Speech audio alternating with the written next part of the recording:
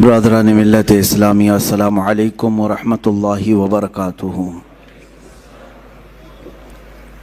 الحمد للہ الحنان المنان الذي خلق الانسان وعلمه البیان، والصلاة والسلام على رسوله سید الانس والجان وعلى آلہ واصحابہ ذوی الخیر والاحسان، اما بعد فأعوذ باللہ من الشیطان الرجیم، بسم اللہ الرحمن الرحیم۔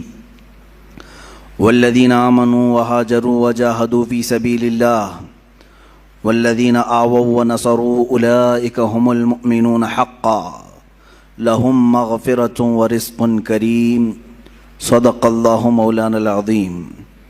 بارگاہ رسالت معاب صلی اللہ تعالی علیہ وسلم میں درود پاک کا ہدیہ پیش کریں۔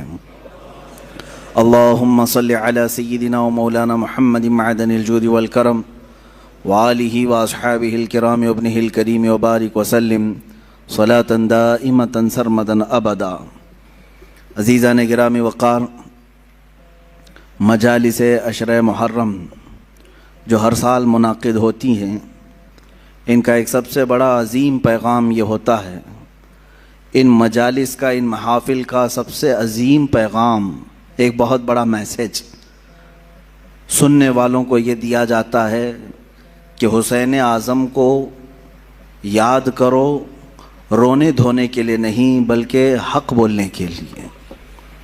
اس کا سب سے بڑا میسیج یہی ہے کہ ان کا کردار اس انداز سے قوم مسلم کو بتایا جائے کہ سید الشہداء امام عالی مقام امام حسین رضی اللہ تعالیٰ عنہ شہید ہونے کے باوجود بھی، قرآن کی آیات کے اعتبار سے بھی اور ہمارے آج معاشرے میں دیکھنے کے اعتبار سے بھی ہمارے درمیان وہ زندہ پائے جاتے ہیں۔ اللہ کی راہ میں جو مارے جائیں انہیں مردہ نہ کہو، یہ تو آپ نے سنا ہے۔ تو اس پیغام کے تحت ہمیں بولنا وہی چاہیے کہ جس سے حوصلے جوان ہوں، مومنین کے حوصلے بڑھیں، کمزوری کی طرف نہ جائیں۔ آج میں گفتگو کرنا چاہوں گا، اور آج کی ہماری تقریر ان تمام مجاہدین اسلام کے نام جنہوں نے اپنے تن من دھن سب کی بازی لگائی صرف رضائے رب ذوالجلال کے لیے، اپنے خالق حقیقی کے قرب پانے کے لیے، جنہوں نے اپنا سب کچھ قربان کیا۔ انہی کے متعلق اقبال نے کیا خوب کہا، آئین جواں مرداں حق گوئی و بے باکی، اللہ کے شعروں کو آتی نہیں روباہی۔ وہ اللہ کے شعر ہیں جن کو لومڑی پن نہیں آتا، وہ 10 کے مجمع میں بھی وہی بولیں گے، 1000 کے مجمع میں بھی وہی بولیں گے۔ اللہ کے کچھ بندے ہیں جن کے متعلق قرآن بھی کہتا ہے، من المؤمنین،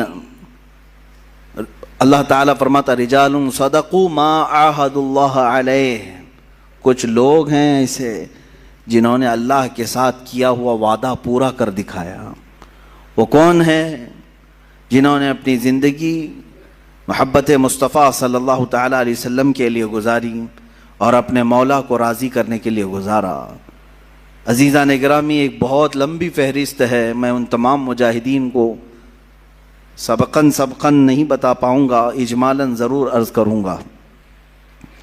سب سے پہلے مجاہدین کے کردار میں جو سب سے سر فہرست نام آتا ہے وہ محمد الرسول اللہ صلی اللہ علیہ وسلم کا، اس لیے کہ جہاد زندگانی میں روح اگر کسی نے پھونکا ہے تو وہ میرے رسول پاک نے۔ صحابہ کے دلوں کے اندر قوت ایمانی پیدا کی ہے اور انہیں جوش و ولولہ اور جذبہ عطا کیا ہے، تو یہ رسول پاک کی نظروں کا اثر ہے۔ میرے آقا صلی اللہ تعالیٰ علیہ وسلم کی بارگاہ میں رہنے والے یہ وہ صحابہ، بظاہر اسباب ان کے پاس کچھ بھی نہیں تھے، مال و دولت کی شدت سے کمی تھی، بسا اوقات ایسا بھی ہوا ہے کہ ان کے پاس کھانے کے لیے کھجوریں تک نہیں رہ گئی ہیں، ایک کھجور ہے، اسی کھجور پر 10 لوگ گزارا کر رہے ہیں۔ ایسے حالات بھی آئے۔ رسول مختار صلی اللہ تعالیٰ علیہ وسلم کے ان صحابہ کو مجاہدین کی سب سے اعلیٰ فہرست میں ہم شامل کریں، شمار کیے جائیں، تو بالکل یہ کوئی بھی بعید از قیاس نہیں ہے اور نہ ہی مبالغہ آرائی ہے۔ صحابہ اکرام رضوان اللہ تعالی علیہم اجمعین جن کے ہر ادا کو آج قوم مسلم کو چاہیے کہ وہ آئیڈیل بنائے اور اپنی زندگی کا نمونہ حمل بنائے۔ حضور اکرم صلی اللہ تعالی علیہ وسلم کے ان صحابہ کی جو تربیت ہوئی ہے، آپ تصور کر سکتے ہیں، سوچ سکتے ہیں کہ جو اپنے گھر بار چھوڑ آئے ہیں، جن کے پاس مالی اور معاشی اعتبار سے بہت زیادہ تنگ دستیاں ہیں، لیکن جب وہ جنگ میں اڑ جاتے تھے، اللہ اکبر، انہی کے متعلق یہی وہ صحابہ تھے جن کے متعلق اقبال یوں کہتا ہے، ٹل نہ سکتے تھے جنگ میں اگر اڑ جاتے تھے، پاؤں شیروں کے بھی میدان سے اکھڑ جاتے تھے۔ یہ وہ جماعت تھی جن کا یہ نعرہ تھا، تجھ سے سرکش ہوا کر کوئی تو بگڑ جاتے تھے، حق سے سرکش ہوا کوئی تو بگڑ جاتے تھے، ارے تیغ کیا چیز ہے، توپ سے بھی لڑ جاتے تھے۔ یہ ان کا خوف نہیں تھا، مختصر سے ضرور تھے، طاقت اور اسباب میں کم تو ضرور تھے، لیکن ایمان کا جو ولولہ ان کے اندر تھا، دنیا کی کسی قوم کے اندر وہ نہیں پایا گیا، کسی قوم کے اندر نہیں پایا گیا۔ سلام ان مجاہدین کی تربتوں پر، قیامت تک مولا ان کی قبروں پر رحمت و انوار کی بارشیں فرمائے۔ عزیزان گرامی، رسول مختار صلی اللہ تعالی علیہ وسلم کی کیمیا اثر نظروں نے انہیں جس پائے کا بنایا تھا، سچ کہا شاعر نے، خود نہ تھے جو راہ پر اوروں کے ہادی بن گئے، کیا نظر تھی جس نے کہ مردوں کو مسیحا کر دیا، ایک عرب نے آدمی کا بول بالا کر دیا، خاک کے ذروں کو ہمدوش سریا کر دیا۔ یہ مصطفیٰ کریم صلی اللہ تعالی علیہ وسلم کی کیمیا اثر نگاہ تھی کہ جو صحابہ اکرام رضوان اللہ تعالی علیہم اجمعین کو بہت ساری خصوصیات کا حامل بنایا۔ وہ لوگ جو مدینے میں یا مکے میں پہلے چھوٹی چھوٹی باتوں پر لڑ جاتے تھے، 120 سال تک کے ان کی جنگیں ہوتی تھیں، بڑے ان کے اندر برائیاں پائی گئی ہیں، عرب کے معاشرے میں سنتے رہتے ہیں آپ تاریخ، لیکن وہ انقلاب کیسا تھا جس کو میرے آقا صلی اللہ علیہ وسلم نے انہی صحابہ کے درمیان پیش کیا، اور اس جماعت کو ایسا تیار کیا کہ ان کا مثل اور ان کا مثیل آج تک کوئی نظر نہیں آتا۔ صحابہ اکرام رضوان اللہ تعالی علیہم اجمعین، ان میں جو مجاہدین صحابہ ہیں، ان میں سے مختصر چند صحابہ کی سیرت لیتے ہوئے ہم آگے بڑھتے ہیں۔ اسلام کیسے پھیلا ہے، اسلام کیسے پھیلا ہے؟ آج یہاں مسجد میں بیٹھ کر کے کچھ لوگ یہ سمجھتے ہیں پھولوں کی سیج پر سج کر ہمارے گھر میں آ گیا ہے، ہم باپ سے مسلمان ہیں، ماں سے مسلمان ہیں، اور اب تو لوگوں کو، ہمارے بچوں کو ایسا بھی لگتا ہوگا کہ بڑے کا گوشت کھانے والا مسلمان ہوتا ہے۔ آسان کام تو ہے۔ میرے عزیزو، اس اسلام کو ہم تک پہنچانے کے لیے جن مجاہدین نے اپنے مجاہدانہ کارنامے نمایاں انجام دیے، ان کی ایک بڑی لمبی فہرست ہے، طویل فہرست ہے۔ آج جو تم سکون کے ساتھ مسجدوں میں نمازیں ادا کر پاتے ہو، یا پھر تمہارے گھروں میں آج دین اسلام کی جو بہاریں ہیں، ان کے پیچھے قربانیوں کی ایک لمبی قطار ہے، قربانیوں کی ایک بہت لمبی فہرست ہے۔ رسول مختار صلی اللہ تعالی علیہ وسلم کے وہ صحابہ جن کی زندگیوں کو دیکھے مشقتوں کا سامنا، مصیبتوں کا سامنا جو کرنا پڑا، یہ کربلا کے بیانات میں ہونا ضرور چاہیے، جہاں ہم حسین اعظم کے مجاہدانہ کردار کو بیان کرتے ہیں، ساتھ ہی رسول پاک کے دیگر جانثار صحابہ کی جہاد کو بھی ہم بیان کرتے ہیں، ان کے مجاہدانہ کردار کو بھی ہم بیان کرتے ہیں۔ اس کی وجہ یہ ہے کہ میرے عزیزو، صحابہ اکرام اور اہل بیت ہمارے لیے دونوں ہی عظمت کے حامل ہیں، اور ان دونوں کے ساتھ ہی ہم جنت کے طلبگار ہیں۔ میرے آقا صلی اللہ تعالی علیہ وسلم کے یہ چند صحابہ جن کے کردار کے متعلق میں عرض کر رہا ہوں، اے نوجوانوں، وہ معاشرہ کیسا تھا جس میں باپ اور بیٹا اس بات پر لڑ رہے ہیں کہ کل بدر میں مجھے جانا ہے کہ تم کو جانا ہے۔ کوئی کھیل کے گراؤنڈ میں نہیں جا رہے تھے، بدر کے میدان میں، مدینے سے 160 کلومیٹر کی دوری ہے۔ باپ اور بیٹا رات کے وقت گھر میں لڑائی کر رہے ہیں اس بارے میں۔ بیٹا کہتا ہے نہیں، میں رسول پاک کے ساتھ جاؤں گا۔ باپ کہتا ہے نہیں، میری عمر زیادہ ہے، میں رسول پاک کے ساتھ جاؤں گا۔ بیٹا کہتا ہے آپ بوڑھے ہو چکے ہیں، جوانوں کی وہاں ضرورت ہے۔ ان دونوں کی تکرار ہوتی رہی، یہاں تک کہ دونوں نے قرآن اندازی کی۔ चिट्ठी डाली जाए, जिसका नाम निकले वो जाए हुजूर के साथ। अजीजा ने गिरामी, कुरान अंदाजी की गई। एक बार जब चिट्ठी डाली गई तो उस जवान का नाम आया, दूसरी बार डाली गई फिर उसका नाम आया, तीसरी बार डाली गई फिर उसका नाम आया। तो फिर जो बूढ़े थे, बाप थे, वो झिल्ला करके कहते हैं ये कुरान अंदाजी सही नहीं हो रही है, चलो हुजूर पाक के पास जाकर के हम कह लेंगे। उन्होंने ये सोचा कि मैं नबी कौनैन को मना लूंगा। हुजूर पाक सल्लल्लाहु ताला अलैहि वसल्लम के पास आए, कहा आका कल आप जो जा रहे हैं, बेटे और मेरे दरमियान ये तकरार चल रही है। बेटे ने कहा आका हमने घर में कुरान अंदाजी भी की, अब्बा उस कुरान को मानते नहीं हैं, उस कुरान अंदाजी को नहीं तस्लीम कर रहे हैं, या रसूल अल्लाह आप फैसला फरमा दे। मेरे आका ने दोनों के जज्बे को देखा, जवान भी जज्बे में कम नहीं है, बूढ़ा भी जज्बे में कम नहीं है। यही है आईने जवां मर्दी हक गोई वो बेबाकी, अल्लाह के शेरों को आती नहीं रोबागी। इनमें से कोई ऐसा नहीं है जो बहाना ढूंढ रहा हो कि मैं घर में बैठ जाऊं तू चला जाए, बल्कि वो बहाना ढूंढ रहे हैं कि कोई हम में से आगे बढ़ करके हुजूर पाक का दिफा कर सके, पहरा दे सके। रसूल पाक सल्लल्लाहु ताला अलैहि वसल्लम ने उन दोनों में देख करके फिर जो बुजुर्ग थे, सहाबी थे, उनसे कहा आप घर पर रहें, घर पर रहने की अगर जरूरत है तो आप अपने जवान बेटे को हमारे साथ भेज दें। मेरे आका का ये फैसला आना था, इसके बाद तो फिर किसी को पर मारने की भी जसारत नहीं होती। लेकिन जानते हैं वो मंजर कैसा है जब वो बूढ़े सहाबी धाड़े मारकर रोते हुए घर वापस आए। कहा ऐ काश ये बुढ़ापा ना होता तो मुझे रसूल पाक के साथ जाना मयस्सर होता। ऐ मेरे अजीजों, यहाँ लोग हीले बहाने करते हैं और बहुत सारे बहाने तलाश करते हैं कि कोई उज्र तो आ जाए, मुझे बाहर निकलना ना पड़े, मुझे हुजूर पाक की बारगाह में दिफा करने के काम में छुट्टी मिल जाए। जैसे लोग कहते हैं नहीं मौलाना अभी ये हालात हैं, मेरी वो नौकरी है, फला मेरी वो हालात हैं, फला के साथ हमारे ताल्लुकात हैं, बोलेंगे तो बड़ा मसला हो जाएगा। एक साहब हमसे कहने लगे पार्टी हाईकमान हमें निकाल देगी। अल्लाह अकबर, तुम्हें ये इस बात का खौफ तो है कि पार्टी हाईकमान तुम्हें लीडरशिप से निकाल देगी अगर तुम रसूल पाक की हिफाजत के लिए बाहर आए? शर्म करो, शर्म से डूब मरो जिस दिन तुम्हें हाई कमान ताजदार मदीना से निकालने की बात आएगी। हुजूर पाक सल्लल्लाहु ताला अलैहि वसल्लम, तुम जिसको हाई कमान कहते हो सकता है कोई साड़ी धोती वाले हो, अल्हम्दुलिल्लाह हमारे हाई कमान तो ताजदार मदीना सल्लल्लाहु अलैहि वसल्लम, हम वहां नजर रखते हैं। वो अगर राजी है तो अल्हम्दुलिल्लाह हमारी जिंदगी का वसूल हो गया। हमें करनी है शहिंशाह बतहा की रजा जोई, वो अपने हो गए तो रहमत परवरदिगार अपनी है। हमें सिर्फ और सिर्फ मतमह नजर रखना है मुस्तफ़ा करीम सल्लल्लाहु अलैहि वसल्लम की ज़ात पाक को। मेरे अजीजों, ये बद्र के मैदान एक दो वाकयात नहीं है, एक दूसरा वाकया इसी मैदान का है। दो छोटे बच्चे भी लड़ रहे हैं, 13 साल 14 साल के बच्चे, मुआज और मुअव्विज रज़ी अल्लाह तआला अन्हुमा।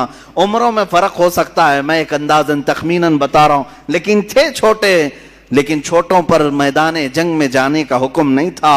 लौर दोनों आपस में गिड़गिड़ाते रहे। हुजूर की बारगाह में आए, कहा क्या आका हमें साथ ले लें। हुजूर ने फरमाया छोटों के लिए नहीं है, छोटों के लिए नहीं है, तुम घर जाओ। वो बेख्तियार रोने लगे। किसके सामने रो रहे हैं? उसके सामने रो रहे हैं जिसको लकड़ी का रोना भी गवारा नहीं है, जिसको जानवरों का रोना भी देखा नहीं जाता। वो अपनी उम्मत के जानिसार सहाबा की औलाद का रोना कैसे देख सकते? मेरे आका ने फरमाया जाओ ठीक है, लाइन में खड़े हो जाओ, अगर तुम्हारा शाना उन सहाबा के शाने से मिल गया तो तुम्हें जाने की इजाजत दी जाएगी। कहां शाना मिलता? इस जंग ने क्या मंजर हमारे सामने पेश किया है। ऐ मेरे अजीजों, तारीख तो हम बयान करते हैं, कहानियां नहीं है ये जज्बों का एक समंदर है जो इस्लाम अपनी तारीख में छुपाया हुआ है। ये अपने नौजवानों को मुंतकिल करना जरूरी है। ढूंढ लाओ वो बच्चा जो दौड़ रहा हो मेरे आका की इज्जत की हिफाजत के लिए, और आया कतार में खड़ा हो गया। वो दोनों बच्चों को मालूम था हमारे कंधे उनके कंधे से नहीं मिल पाएंगे, लेकिन फिर भी कतार में खड़े हो गए, पंजों के बल खड़े हो गए, यानी एड़ियों को उठा दिया। शाने से शाना नहीं मिला। एक बच्चे ने पत्थर उठा लाया, पत्थर उठाकर लाकर पीछे रख दिया। दोनों उस पत्थर पर छुपके से चढ़ गए और पंजों को उठा दिया। अब देखा शाने से शाना मिला, जाने का बहाना मिला और जन्नत में ठिकाना मिला। اتنا ہی نہیں، حضور پاک سے کوئی چیز چھپی نہیں ہے، میرے آقا ان کا یہ جذبہ دیکھ رہے تھے، آپ نے اجازت مرحمت فرمائی جن کا جذبہ اتنا جوان ہو انہیں بدر کے میدان میں موقع تو ضرور ہونا چاہیے، لیکن تاریخ آج تک گواہ ہے، بخاری اٹھاؤ، مسلم اٹھاؤ، حدیثوں کی کتابیں اٹھاؤ، تاریخ میں یہ رقم ہے، اوروں نے اگر کافروں کو مارا ہوگا ان بچوں نے تو سیدھے کفر کو مارا ہے، اوروں نے اگر جہل کو مارا ہوگا ان بچوں نے تو سیدھے ابو جہل کو مارا ہے۔ یہی دو بچے تھے جو مصطفیٰ کریم صلی اللہ علیہ وسلم کی محبت میں تڑپتے تھے۔ یہ مجاہدین کا کردار ہے۔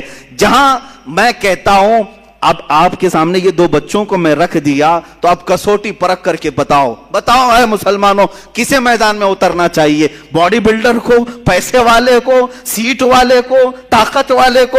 نہیں، مصطفیٰ کریم صلی اللہ علیہ وسلم کی عزت کی حفاظت کے لیے نہ باڈی کا ہونا شرط ہے، نہ عمر کا ہونا شرط ہے، نہ مال کا، نہ سیاست کا، بلکہ صرف جذبہ سچا ہونا شرط ہے۔ میرے آقا صلی اللہ علیہ وسلم کے لیے مر مٹنے کا جذبہ ہو تو پھر بچے بھی میدان میں آئے تو بڑوں کا کردار ادا کر سکتے ہیں۔ ان بچوں نے جو کردار ادا کیا ہے، ابو جہل کے گھوڑے کو مارا اور نیچے گرا کر اس کے سینے پہ بیٹھ کر اس کی گردن قلم کر دی تھی، تاریخ میں موجود ہے۔ اور ان دو جوان شہزادوں نے، جوان بھی ہم کیا کہیں، ان فوان شباب، ابھی تو ان کے چہرے پر آئے بھی نہیں تھے اتنی جلدی ہی، لیکن کیا ہوا، وہ کیا کہتے تھے جانتے ہیں؟ انہیں پتا بھی نہیں تھا وہ مدینے کے رہنے والے تھے، مکہ کبھی نہیں گئے، مدینے میں رہنے والے۔ حضرت عبد الرحمن بن عوف اس جنگ میں موجود ہیں، بڑے صحابی ہیں، عشرہ مبشرہ میں سے۔ وہ کہتے ہیں یہ دو بچے میرے پاس آئے، پوچھنے لگے چچا ابو جہل کس کا نام ہے، کون ہے وہ؟ حضرت عبد الرحمن کہتے ہیں میں نے ان سے کہا تم کو اس سے کیا کرنا ہے، وہ سردار قریش ہے، وہ پہلوانوں کا پہلوان ہے، تم کیا کرو گے؟ بچوں نے جو جواب دیا وہ ہمارا درس ہے۔ انہوں نے کہا سنا ہے وہ مصطفیٰ کی شان میں گالیاں دیتا ہے، بس یہی چیز تھی جس کی وجہ سے تلاش میں تھے۔ حبیب باری صلی اللہ علیہ وسلم کو وہ گالیاں دیتا ہے۔ حضرت عبد الرحمن مسکراتے رہے، دو بچے ہیں اور ڈھونڈ رہے ہیں کس کو، اس زمانے کے بڑے طاقتور پہلوان کو۔ حضرت عبد الرحمن کہتے ہیں میں اسی بات چیت میں تھا کہ اچانک ابو جہل سامنے سے گزر رہا تھا، میں نے کہا بچوں وہ دیکھو وہی خبیث ہے جو گھوڑے پر جا رہا ہے۔ ان بچوں نے ابھی بات مکمل بھی نہیں ہونی پائی تھی کہ چیل کی طرح جھپٹ پڑے اس پر۔ انہوں نے یہ نہیں دیکھا کتنی طاقت ہے ان کے پاس، کتنی قوت ہے ان کے پاس۔ یہی میں بار بار دہراتا رہوں گا اقبال کا شعر، آئینے جواں مرداں حق گوئی وہ بے باکی، اللہ کے شعروں کو آتی نہیں روبائی۔ اللہ کا جو شعر ہے، ارے شعر ہوتا ہے، بچہ ہو تو بھی شکار کرتا ہے، بوڑھا ہو تو بھی شکار کرتا ہے، شعر ہے، اللہ کے شعروں کو آتی نہیں روبائی۔ حضرت عبد الرحمن بن عوف کہتے ہیں میں نے ان کی مجاہدانہ کردار کو دیکھا، ان بچوں نے سر تو قلم کیا اس کا، واپس آئے تو کیا وہ صحیح سلامت آ گئے؟ کافروں نے ان کو مارا، ایک شہزادے کے مونڈے پر تلوار ماری جو ہاتھ لٹک گیا، کٹ گیا ہاتھ پورا کندھے سے اور بغل کی چمڑی سے لٹکتا رہا۔ یہ منظر بھی دیکھا ہے، اس نوجوان بچے نے وہاں سے بھاگ کر کے مرہم پٹی نہیں کی، وہ لٹکتا ہوا ہاتھ ویسے ہی چھوڑا، تلوار دوسرے ہاتھ میں اٹھا لی، دوسرے ہاتھ میں تلوار اٹھائی۔ میاں انگلی کٹ جائے برداشت سے باہر ہوتا ہے، مونڈے سے ہاتھ کٹ گیا ہے۔ اس کے بعد منظر یہ بھی دیکھا گیا، اس بچے نے اپنے ہاتھ کو پیر میں دبا کر کھینچ کے نکال دیا، جو چمڑی سے لگا ہوا تھا بغل کی، نکال کر پھینک دیا، کہا مجھے اس ہاتھ کی ضرورت نہیں جو خلل اندازی کر رہا ہے۔ یہ دونوں شہزادے بدر میں شہید ہوئے، معاذ اور معوذ رضی اللہ تعالیٰ عنہما۔ ہزاروں لاکھوں سلام ان شہزادوں پر۔ ہماری زندگیاں تمام ہو گئی مگر ہم ان کے قدموں کے ناخنوں تک بھی نہیں پہنچ سکتے، ان کے قدموں کی دھول تک بھی کوئی نہیں پہنچ سکتا جنہوں نے مصطفیٰ کریم صلی اللہ تعالیٰ علیہ وسلم کی عزت کی حفاظت کے لیے، اسلام کی سربلندی کے لیے، حق کے علل اعلان بیان کے لیے اپنی زندگیاں وار دیں اللہ کی بارگاہ میں۔ عزیزان گرامی اوقال، آؤ اسی طرح زندگی کا وہ لمحہ بھی دیکھیں جو سیدنا حنظلہ رضی اللہ تعالیٰ عنہ کو ملا۔ آج رات شادی ہوئی ہے، دلہن سہاگ رات میں ہے، لیکن باہر اعلان ہوا، اس نوجوان نے شادی کی رات ہی اپنی بیوی سے کہا مجھے جانا ہوگا، اس لیے کہ نبی کونین صلی اللہ علیہ وسلم کی طرف سے بلاوا آیا ہے، حضور کی عزت پر کافروں نے، دشمنوں نے حملہ کیا، مجھے جانا ہوگا۔ بیوی نے رخصت کیا، خوشی خوشی رخصت کیا، ہاتھوں اور پیروں میں بیڑیاں نہیں ڈالی کہ کہاں جا رہے ہیں، آج کی دلہنوں میں چھوڑ کر ولیمہ بھی نہیں ہوا، نہیں، دلہن نے خوشی خوشی رخصت کیا۔ وہ حنظلہ بھی آئے میدان احد میں اور دوسرے دن جام شہادت بھی نوش کیا، واپس نہیں آ سکے، واپس نہیں آ سکے۔ کون ہے ہم میں سے جو یہ قربانیاں پیش کر سکتا ہے؟ اے نوجوانوں، باتیں کرنا بہت آسان ہے، لوگوں کے درمیان جواں مردی کی باتیں پیش کرنا یہ بہت آسان ہے، عملی میدان میں اتر آنا یہ بہت کمال کی بات ہے۔ اللہ تعالیٰ جس سے چاہے کام لے لے۔ وہ صحابہ کے کردار ہم کیوں بیان کرتے ہیں؟ اس لیے بیان کرتے ہیں کہ تمہارے اندر سے بزدلی دور ہو جائے، خوف نکل جائے۔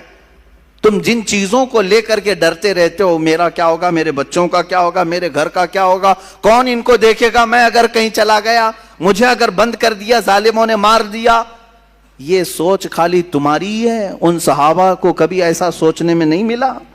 کیا ان کی بیویاں نہیں تھی، ان کے بچے نہیں تھے؟ ان مجاہدین اسلام کا کوئی تھا ہی نہیں، وہ جو اس طرح سے حضور پاک کے لیے نکل پڑتے تھے۔ اے نوجوانوں، ان کی بھی خاندان تھے، ان کی بھی جائیدادیں تھیں، ان کے بھی مال پراپرٹی تھے۔ سیدنا عثمان ابن عفان رضی اللہ تعالیٰ عنہ کے کتنے بڑے کاروبار تھے، کتنے بڑے پراپرٹیاں تھیں، لیکن مجھے یہ بتاؤ، ان صحابہ کی پراپرٹیاں، جائیداد، مال، دولت، اولاد، باغیچے کبھی بھی حضور کے اور ان کے درمیان حائل نہیں ہو سکی، کبھی بھی آڑ نہیں بن سکی۔ فرق صرف یہی ہے کہ آج ہر چیز ہمارے سامنے آڑ بن جاتی ہے، آڑ بن گئی، مائیں آڑ بنتی ہیں، باپ آڑ بن جاتا ہے۔ اگر کوئی جوان اٹھتا بھی ہے، حق بولنے کی بات کرتا ہے، تو اس کے گھر والے ہی سب سے پہلے اس کے ہاتھ پیر میں باندھ دیتے ہیں، حالات خراب ہیں، تو کہاں جا رہا ہے، مولانا بولتے رہتے ہیں، ان کا کیا ہوتا ہے، تو مر جائے گا، یہی سب تو باتیں آتی ہیں۔ یہ بزدلی جو آج گھروں میں سکھائی جا رہی ہے، جن ماؤں نے اور جن بہنوں نے اپنے بھائیوں کو اس طرح کی باتیں سکھائی، مت جاؤ ان کی باتوں پر، یہ جوش کی باتیں کرتے ہیں، میدان میں لے جا کر کے مار ڈالیں گے، وہ خود تو زیف رہیں گے، تم اندر چلے جاؤ گے، مارے جاؤ گے۔ ٹھیک ہے، تم اس طرح تربیت کر لینا، لیکن ایک وقت آئے گا جب تمہاری عزت پر حملہ ہوگا، تب بھی یہ جوان باہر نہیں آ سکے گا، نہیں کھڑا ہوگا۔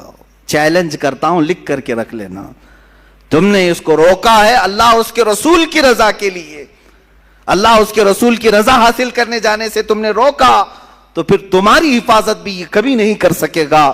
یاد رکھنا، جو اللہ اس کے رسول کی رضا کے لیے نکلنے والا جوان ہے، وہ سب سے زیادہ اپنے گھر کی حفاظت کرنے کا اہل بھی ہوتا ہے، وہ اپنے بھائیوں، بہنوں، ماں، بچیوں، سب کی حفاظت کا اہل بھی ہوتا ہے۔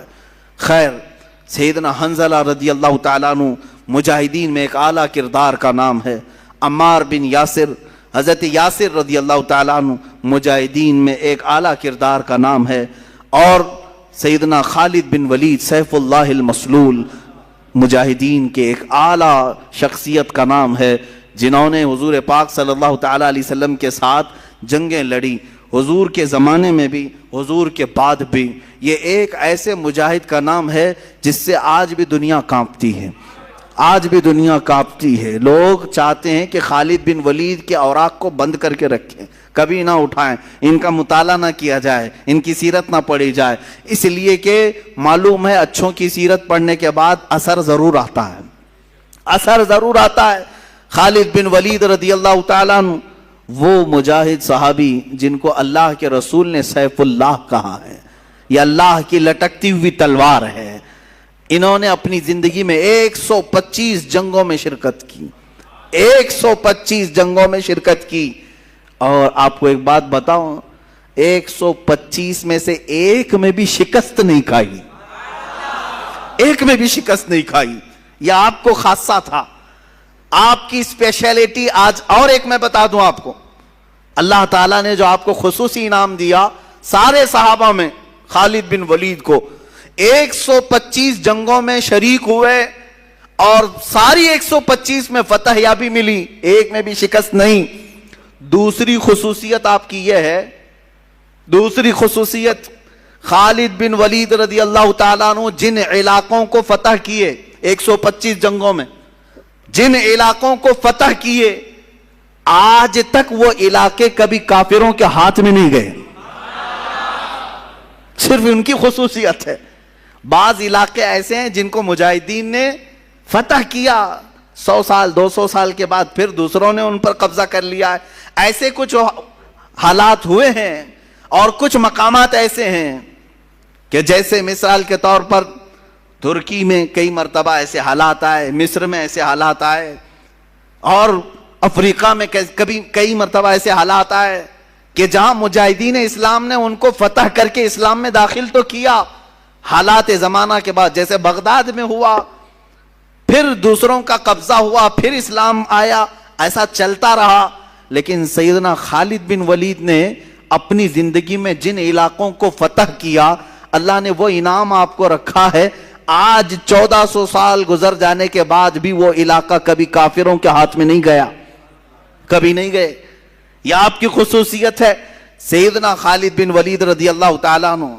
اب ایک بات یہ بھی میں بتا دوں، وہ لڑتے تھے شہادت کے جذبے میں، ہمیشہ شہادت کے شوق میں لڑتے تھے، شہادت کبھی نہیں ملی، آپ شہید نہیں ہوئے۔ ایک بات یہ بھی، سب سے زیادہ جنگیں لڑنے والے، سب سے زیادہ فتح کرنے والے، سب سے زیادہ سپہ سالاری کرنے والے شہید نہیں ہوئے، شہید نہیں ہوئے۔ حضرت خالد فرماتے ہیں میرے جسم میں، پورے جسم میں ایک بالشت جگہ بھی باقی نہیں جہاں تیر نہ لگا ہو، جہاں نیزے نہ لگے ہوں۔ تیر آئے ہیں، نیزے لگے ہیں، چاقو لگی ہے، پورے جسم کی بات حضرت خالد فرماتے ہیں ایک بالشت جگہ بھی باقی نہیں ہے کہ جس میں تیر نہ لگا ہو، پورے حصے میں تیر لگے ہوئے ہیں، پورے بدن میں۔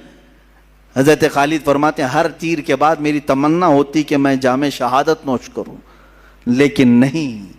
جب آپ کی آخری عمر ہوئی اور آپ بستر پر آرام فرماتے، موت کے آثار نظر آئے، بستر پر موت آ رہی ہے، آپ اپنے گھر میں انتقال کیے، کسی جنگ میں نہیں۔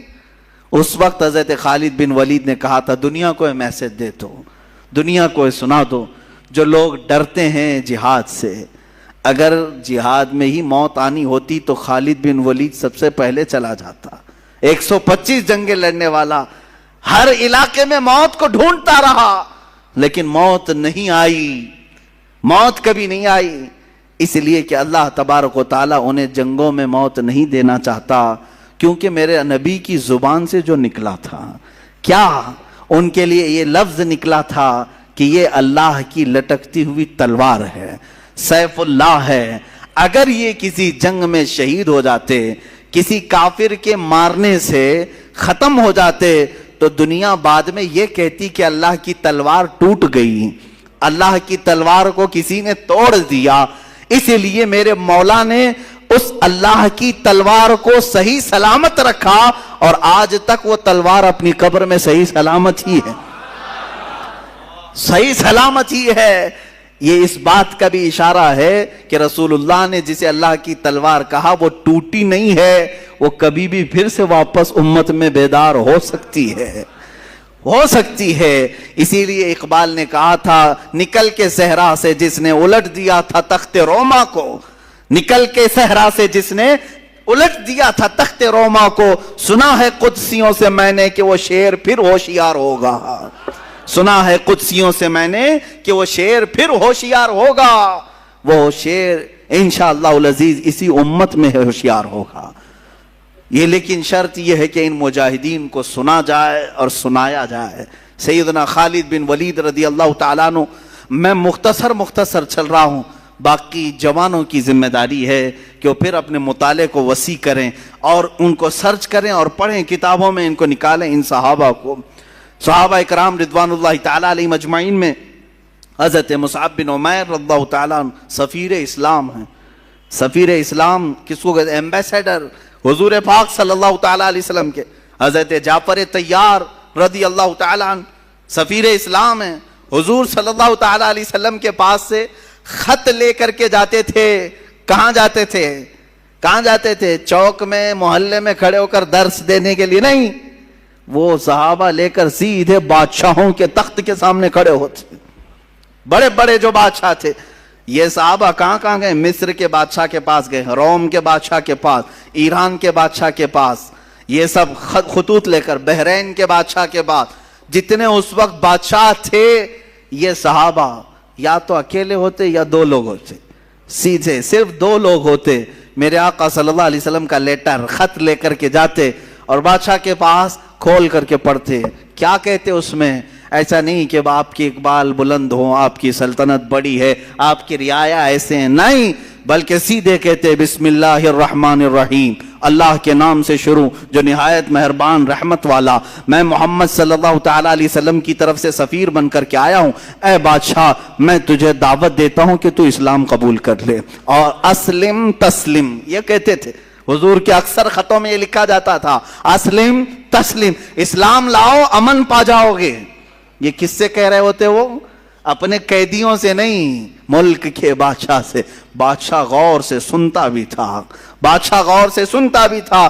ان دو صحابہ کا رعب کیسا تھا جو تخت کے سامنے کھڑے ہو کر کے بلند و بالا اعلاناً کہتے. کئی مواقع ایسے آئے جن بادشاہوں کے سامنے جھک کر جانے کی عادت رہی ہے، رواج رہا ہے، وہاں وزیروں نے کہا کہ نہیں، یہاں سجدہ کر کے جانا ہے. یہ صحابہ اڑ گئے، کہا کہ ہم سجدہ تو صرف اپنے خالق کو کرتے ہیں، ہم تو اپنے نبی محمد صلی اللہ علیہ وسلم کو سجدہ نہیں کرتے، اس بادشاہ کو کیا کریں گے؟ وہ جا کر کے پیغام دیتے بادشاہ کو کہ یہ لوگ کہہ رہے ہیں کہ سجدہ کر کے نہیں آئیں گے، جھک کر نہیں آئیں گے. بادشاہ کہتا جیسے آئے ویسے ہی آنے دو. کیا پیغام لائے ہیں؟ کیونکہ عرب میں جو بات پھیلی تھی، ہر ایک کو تجسس تھا، ایکسائٹڈ تھا کہ کیا میسج آیا ہوگا پتہ نہیں. حضور صلی اللہ علیہ وسلم کا میسج خط لکھتے اور پتہ نہیں ان کی زبانوں میں بلا کا اثر بھی ہوتا. شاہ مقوقس کو کے دربار میں، مصر کے دربار میں، بادشاہوں کے دربار میں یہ دو صحابہ ہیں جو قاصد بن کر کے گئے، اور کئی بادشاہ ہیں اسی وقت اسلام قبول بھی کی. بادشاہ کی بات کر رہا ہوں. نجاشی کے دربار میں، نجاشی ایتھوپیا کا بادشاہ، شاہ حبشہ جس کو حبشہ کہتے ہیں، وہ آج کے زمانے میں اس کو ایتھوپیا کہتے ہیں. حضرت جعفر طیار کھڑے ہوئے، جبکہ ان کے مخالفت میں ابو سفیان مکہ سے آئے ہوئے تھے کافروں کی طرف سے، ان کے بارے میں بولنے کے لیے کہ ان کو پناہ مت دو. نجاشی نے کھڑا کیا، کہا کیا تم پیغام لے کر کیا ہو، سناؤ ذرا. حضرت جعفر طیار طٰہٰ کی آیتیں پڑھنے لگ گئے. طٰہٰ ما انزلنا علیک القرآن لتشقیٰ الا تذکرۃ لمن یخشیٰ. وہ عرب لوگ تھے اور نجاشی عربی جانتا تھا. جب اس نے قرآن کی آیتیں سنی تو کہا اور کچھ پڑھو. اتنا پڑھایا کہ وہ اپنے کرسی پر ہی جھومنے لگا. اس کے بعد وہ عیسائی بادشاہ تھا، سارے لوگوں کے درمیان کھڑا ہو کر اپنی کرسی سے نیچے اتر آیا اور کہا، اس کے تاریخی الفاظ ہیں کہ جس کا پیغام لے کر کے تم یہاں آئے ہو، سچ بتاؤں میں گواہی دیتا ہوں وہ اللہ کے رسول ہیں. ان کا ہی یہ کلام ہو سکتا ہے، کسی رسول کا ہی یہ کلام ہوگا، وہ اللہ کے رسول ہیں. اور نجاشی نے جو تاریخی جملہ کہا اللہ کی قسم اگر وہ یہاں ہوتے میں ان کے قدموں کو دھو کر پانی خود پی لیا کرتا. لیکن میرے عزیزوں، یہ کردار کس کا تھا؟ ان بادشاہوں کے تخت تک جا کر کے بھی اسلام کی دعوت دینا. یہ وہ صحابہ تھے جن کا مجاہدانہ کردار تو دیکھیں. یہاں لوگ ابھی ڈر کے مارے چھپاتے ہیں، کہتے ہیں نہیں حالات اچھے نہیں، نہ بولیں، ان تمام لوگوں کو برا لگتا ہے. کس کو برا لگتا ہے؟ سارے لوگ اپنے اپنے دین کی بات کر سکتے ہیں اس دنیا میں، تو ہم کیوں اپنے دین کی بات نہیں کر سکتے؟ جو دین اللہ کو پسند ہے، جو دین اللہ کا مختار ہے، اس دین کے بارے میں ہم کیوں نہیں بات کر سکتے؟ ہر ایک کو آج اختیار ہے. آپ نہیں دیکھ رہے آج جو پروپیگنڈا پھیلایا گیا ہے، کوئی ایک مسلمان تبلیغ کرے اور دوسروں کو اسلام کی اچھائیاں بتائے اور وہ اسلام میں آئیں تو یہ آتنکوادی ہے. باہر سے اس کو فنڈنگ آتی تھی اور یہ دھرم پریورتن کرواتا تھا، اور یہ خود پنڈت آگ کی ہون کروا کر کے کچھ غریب مسلمانوں کو آدھار کارڈ اور الیکشن کارڈ کے نام پر دھرم پریورتن کریں تو کوئی مسئلہ نہیں. یہ دغلی باتیں آج ہمیں یہاں دیکھنے کو جو مل رہی ہیں، اس کی وجہ یہی ہے جس کو میں بار بار کہتا ہوں، تم اپنی اگر ذمہ داری چھوڑو گے تو یہ دوسرے کتے اس ذمہ داری کی طرف آنے لگ جائیں گے. تم اپنی ذمہ داری کیا چھوڑے ہو؟ جس کو میں کہتا ہوں دیوار کیا گری میرے خستہ مکان کی، لوگوں نے آنے جانے کا رستہ بنا لیا ہے. آج جو تبلیغ ایمان والوں کا حصہ تھی، جو ہم بڑھ چڑھ کر کے لوگوں کے درمیان میرے آقا کے اخلاق کریمانہ بتاتے تھے، وہ آج تقریباً لوگوں نے بیان کرنا اور بتانا چھوڑ دیا. بیان کرنے کا مطلب صرف ممبر سے نہیں ہے، تمہارے اعمال تمہارے اخلاق سے بھی ہے. ہر آدمی حضور پاک کی سنتوں کو اپنے اعمال سے بھی بیان کر سکتا. صرف تمہارے کردار ایسے ہوں جسے دیکھ کر کے لوگ سمجھ لیں کہ یہ جھوٹوں کی جماعت نہیں ہو سکتی، یہ اللہ کے رسول کے سچے غلاموں کی جماعت ہے. عزیزان گرامی وقار، یہ صحابہ کرام رضوان اللہ تعالی علیہ مجمعین جنہوں نے بادشاہوں تک بھی پہنچایا اسلام کے اس عظیم میسج کو، اور جنگلوں میں گئے ہیں. بربر ایک قوم کا نام ہے، جانتے ہوں گے. جب کسی کے اوپر بہت زیادہ سختی کی جاتی ہے نا تو کہتے ہیں کہ ظلم و بربریت کا ننگا ناچ ناچ رہا. بربریت کیا ہے؟ بربریت دوسری زبانوں میں بھی بربرتا بھی کہتے ہیں، یعنی بہت زیادہ کسی کے اوپر تشدد کیا جائے تو بربر کہا جاتا ہے. بربر ایک قوم کا نام ہے، جنگلوں میں رہنے والی بہت سخت قسم کی قوم تھی، تشدد کرنے والی قوم تھی. وہ اکثر باہر سے آنے والے انسانوں کو مار ڈالتے تھے. جنگلوں میں، افریقہ کے جنگلوں میں رہنے والی ایک قوم، بربر قوم، جس کا سامنا کوئی نہیں کرنا چاہتا. نہ ان کو انسانوں کی طرح جینے میں کوئی لطف تھا، نہ مال کماتے تھے، نہ مطلب گھر بناتے ہیں جنگلوں میں اسی طرح پتوں کی زندگی گزارتے ہیں، شکار کرتے کھاتے ہیں. کسی کا قتل کرنا، کسی کو پھاڑ دینا، پیٹ نکال چیر دینا کوئی بڑی بات نہیں تھی، معمولی بات تھی ان کے. اس بربر قوم کے پاس رسول اللہ کے یہ دیوانے صحابہ اسلام لے کر کے گئے. اسلام لے کر کے گئے اس بربر قوم کے پاس جن کی زبان تک نہیں آتی تھی. صحابہ گئے. کیا ان کو ڈر نہیں تھا کہ ہمارے جاتے ہی ہماری شکل و شباہت کو دیکھ کر کے یہ لوگ ہم پر حملہ کریں گے، مار ڈالیں گے؟ نہیں، اللہ کے شیروں کو آتی نہیں روبائی، وہ کسی میدان میں بھی چل پڑتے تھے. وہ صحابہ گئے ان جنگلوں میں، ان کی زبان تک نہیں آتی تھی. اشاروں سے انہیں سمجھایا، اشاروں سے انہیں بتلایا بہت ساری چیزیں. جب دھیرے دھیرے زبان کھول کر کے انہیں بتایا. ایک بات میں آپ کو بتا دوں، صرف آپ کو کہا گیا ہے کہ تم پیغام پہنچاؤ، دلوں میں اتارنا یہ اللہ کا کام ہے، اللہ کا کام ہے. وہ صحابہ اسی یقین کے ساتھ جاتے اور جنگل میں رہنے والی بربر قوم کے سامنے جب میسج پیش کیا، کبھی کوئی چیزیں بجا کر کے، کبھی اشاروں سے، لیکن چند دنوں کے بعد دیکھا اس بربر قوم نے انہی صحابہ کو امام بنا کر ان کے پیچھے نمازیں بھی ادا کرنا شروع کیا. جنگلوں میں نمازیں قائم ہو گئیں، اور اس کے بعد آج تک وہ قوم اسلام سے وابستہ ہے. آج تک وہ قوم اسلام سے وابستہ ہے. صحابہ رضوان اللہ تعالی علیہ مجمعین کے ہاتھوں پر جو اسلام لائی ہے وہ قوم 1400 سال گزر جانے کے بعد آج بھی افریقہ کے بہت سارے علاقوں میں وہ اسلام کے چاہنے والے موجود ہیں، مسلمان موجود ہیں. میں آپ کو صحابہ کا ایک کردار بتاؤں. بربر قوم کے پاس گئے ہیں. آپ اندازہ کر سکتے ہیں عرب کے رہنے والے، آج کے عیاش عربوں کو دیکھ کر کے قیاس مت کرنا کہ صحابہ عرب تھے تو ایسے رہے ہوں گے. نہیں، یہ عیاش عرب ہیں، یہ یہودیوں کی اولاد بن گئے ہیں بہت سارے، اس میں بہت سارے، اللہ ماشاءاللہ، سب کی بات نہیں کرتا ہوں. ان کے ہاں آج جو رنگینیاں ہیں، جو عیاشیاں ہیں، وہ تو یورپ میں بھی نہیں ہیں. ان پر قیاس مت کرنا. صحابہ کرام رضوان اللہ تعالی علیہ مجمعین، سلف صالحین، تبع تابعین جو عرب تھے، ان کی عربیت بہت الگ تھی. اس کے باوجود وہ عرب میں جس انداز سے رہتے تھے وہ سب چیزیں ترک کر کے، جانتے ہو آج اگر میں آپ کو کہوں اتنی ٹیکنالوجی کے بعد بھی چائنا ذرا جا کے آؤ، آپ ہنس پڑیں گے. کیا کریں گے؟ چین چین چین چین کریں گے ہم وہاں جا کے. ہم کو نہ زبان آتی ہے، کچھ بھی نہیں آتی، کیا کریں گے؟ میرے عزیزو، 1400 سال پہلے حضرت سعد ابن ابی وقاص چائنا آئے ہیں، چین کی سرزمین پر آئے تبلیغ اسلام کی خاطر. کون سی زبان لے کر کے آئے ہوں گے؟ کیسے ان کے درمیان پھیلائے ہوں گے. جانتے ہیں اس صحابی کی تبلیغ اسلام سے چائنا میں اسی وقت اسلام پھیلا بھی تھا. چائنا کی زبان مختلف بالکل، ان کا رنگ الگ، ان کے تہذیب الگ، ان کے اخلاق الگ.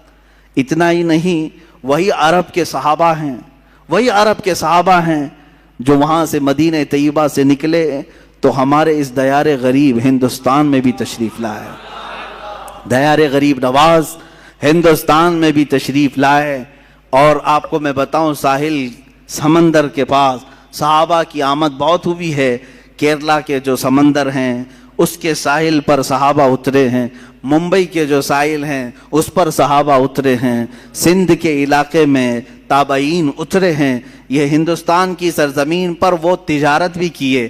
اور یہاں جب آئے سیدنا مالک بن دینار رضی اللہ تعالیٰ عنہ، جن کی تاریخ میں یہ ملتا ہے کہ ان کے صرف ایک کردار کو دیکھ کر کے وہاں کے راجے نے، وہاں کا جو بڑا پیسے والا تھا، وہ مرعوب ہو گیا. ناریل ٹوٹ کے نیچے گرا تھا، ان کو شدت کی پیاس لگی تھی. آپ نے کہا مجھے پانی چاہیے اشارے سے، تو قریب کھڑا ہوا آدمی کہا یہ ناریل اٹھاؤ پی لو، کیرلا میں ناریل بہت ہوتے ہیں. مالک بن دینار نے کہا نہیں، پہلے یہ بتاؤ تو یہ کس کا درخت ہے، مالک کون ہے، پہلے میں اس کی اجازت تو لے لوں. کہا یہاں یہ سب چلتا نہیں ہے، جو راستے پر پڑے اٹھا لیا جاتا ہے. کہا وہ تم اٹھاتے ہوں گے، میں رسول اللہ کا غلام ہوں، ہم کسی کی بھی چیز کو بغیر اجازت کے چھوتے تک نہیں ہیں. یہ بات اس نے راجے سے جا کر کہا تو اس راجا نے ان کی باتوں کو سن کر بہت زیادہ متاثر ہوا. انہیں پانی بھی پیش کیا گیا اور پوچھا گیا یہ جو آپ ایمان لے آئے ہو، یہ جو علم کی دولت یا اخلاق کی کہاں سے لے آئے ہو؟ اس مالک بن دینار نے سیدھے اشارہ کیا مدینے کے سورج کی طرف کہ یہ کرنیں وہاں سے چلی ہیں. اس راجا نے اسی وقت سفر کا ارادہ بھی کیا اور سفر کے لیے چل بھی پڑا. بعض تاریخی روایات میں یہ ملتا ہے کہ وہ حضور پاک صلی اللہ علیہ وسلم کی بارگاہ میں جا کر مشرب اسلام بھی ہوا. یہ صحابہ تھے، وہ ہندوستان تک آئے، ہمارے علاقے تک آئے، چائنا گئے، افریقہ گئے. اور میرے عزیزو، اسلام کے تبلیغ اور انتشار میں جو ان کا کردار ہے، صدیاں گزر جائیں گی، بہت ساری چیزیں گزر جائیں گی، میں بیان نہیں کر سکوں گا. صحابہ اکرام رضوان اللہ تعالیٰ علیہ مجمعین کی وہ جماعتوں میں سے جوان لوگ اٹھے ہوئے. اسی سندھ کا علاقہ، ہند اور سندھ دو تھے، ہند اور سندھ. ابھی سندھ جو ہے اکثر حصہ پاکستان میں ہے. پہلے یہ دو ہند اور سندھ مشہور تھے. سندھ کے علاقے میں راجہ داہر سنگھ، جو کشمیر کے آگے ایک راجہ کی حکومت تھی. اب یہ لوگ اس کو ابھی برا سمجھیں گے کہ ہمارے راجے کی برائی کر رہا ہے، جب گنڈا ہوگا تو گنڈا ہی کہیں گے. ہاں، کچھ عورتوں کو اس نے گرفتار کیا تھا، اس کے گنڈوں نے کچھ عورتوں کو گرفتار کیا جو مسلمان تھیں، وہ حج کے سفر پر جا رہی تھی. یہ 90 ہجری کا واقعہ ہے. اور وہ پکارتی رہ گئیں، لیکن گنڈوں نے انہیں گرفتار کیا، پکڑ لیا. اب ان عورتوں نے کہا صرف اتنی آواز سے کہ کوئی ہے جو ہماری آواز عرب تک پہنچائے.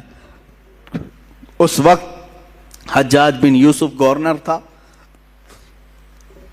کچھ تجارت کرنے والے جو عرب سے آئے ہوئے تھے، انہوں نے آواز سنی، واپس جا کر کے گورنر کے پاس یہ بات بتا رہے تھے کہ ہم سندھ کے علاقے سے آئے. وہاں کے ایک راجہ نے چند عورتوں کو، اس کے گنڈوں نے چند عورتوں کو گرفتار کیا، وہ پکار رہی تھی کوئی ہے. گورنر کے سامنے یہ تاجر اپنا واقعہ بیان کر رہے تھے. وہیں سامنے سے ایک جوان شہزادہ گزر رہا تھا، صرف 18 سال کی عمر تھی، محمد بن قاسم. کھڑا ہو گیا، واقعہ سنا. عرب میں رہنے والا شہزادہ محمد بن قاسم، صرف 18 سال کی عمر ہے. وہیں رک گیا. اور گورنر چونکہ اس کا چچا لگتا تھا، اس نے کہا چچا میں جانے کے لیے تیار ہوں. اور وہیں سے پکارا زور سے، لبیک یا اختی، اے میری بہن تیرا بھائی حاضر ہوگا. جو سندھ سے تو نے آواز اٹھائی میں حاضر ہوتا ہوں. 10,000 کا لشکر لے کر سب سے پہلے ہندوستان میں آنے والا محمد بن قاسم ہے. سندھ کے علاقے میں آئے. میرے عزیزوں، لوٹ مار کرنے نہیں آئے تھے، مال لوٹ کر لے جانے نہیں آئے. جیسے کہ تم سب جانتے ہو انگریز یہاں کیا کرنے آئے تھے، سارا یہاں کا لوٹ کر کے لے گئے. کبھی یہ لوگ بیان نہیں کرتے ہیں. انگریزوں کے غلام یہ بھی تاریخ نہیں جانتے. 200 سال انگریز لوٹتے رہے, کھاتے رہے, سب انگلینڈ پہنچاتے رہے, اس کے باوجود ان کو صرف خلجی نظر آتا ہے, ان کو اورنگزیب نظر آتا ہے. ارے میاں وہ آئے, یہاں بنائے اور یہیں دفن بھی ہوئے, یہیں دفن بھی ہوئے. ایک اور بات میں بتاؤں آپ کو, یہ بار بار یہ کہتے ہیں باہر سے آئے ہوئے بادشاہ تھے یہ لوگ, باہر سے آئے ہوئے بادشاہ تھے.